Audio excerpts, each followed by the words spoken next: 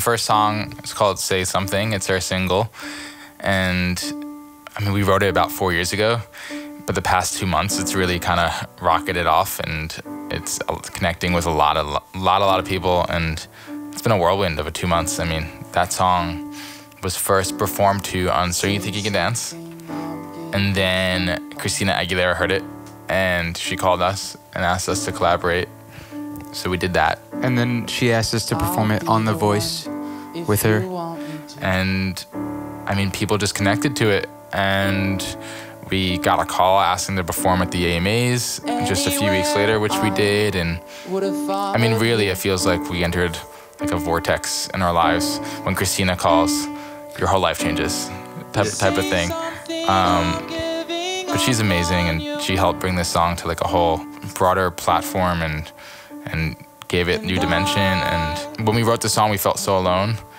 And now it doesn't feel like our song anymore. It feels like everyone's song, and it's the whole reason why we do this.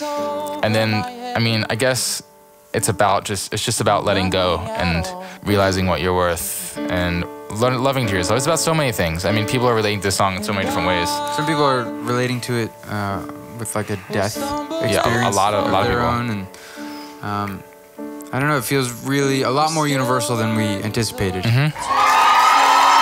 The second song is called Rockstar, and that song, it sounds cheesy, but it's kind of like a follow your dreams kind of song. It's like there's one lyric, we're all getting older, wishing we were young. When we were kids, anything was possible, and we can be and do anything we wanted. And as we get older, we lose that ability to dream and to believe that we can create our lives. And we get scared, and we get responsibility, and there's loans and jobs and all that stuff. And yeah, we wrote that song when we both had day jobs. And we were right out of college, and we felt like we were losing our inner kids, each of us. And I guess, like, you know, everyone's a rock star on the inside, and that's kind of, it also sounds incredibly cheesy, but that's the premise for that song. But it's true. I met Chad at NYU about 8 years ago, and I was looking for someone to write a musical with.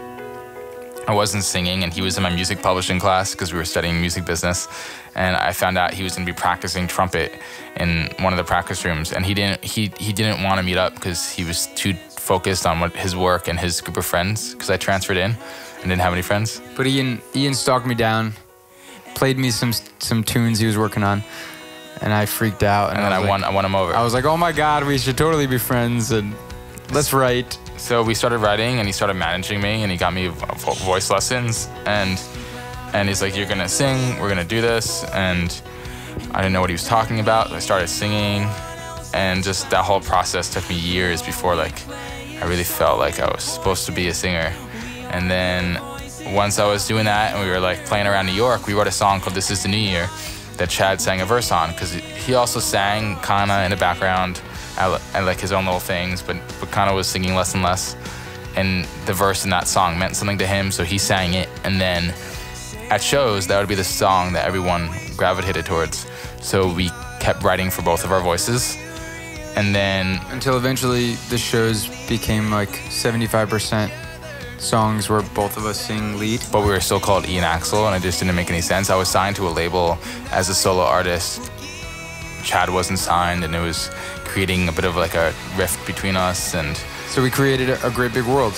Yeah, we formed it on Kickstarter a little over a year ago, and we raised money to record 6 songs. And then we were in a process of making our website when we found out that the cast of Glee was going to cover This Is the New Year, the song that kind of started this whole transition. And no one knew who we were yet. So that kind of launched the band. Yeah. We are the voices.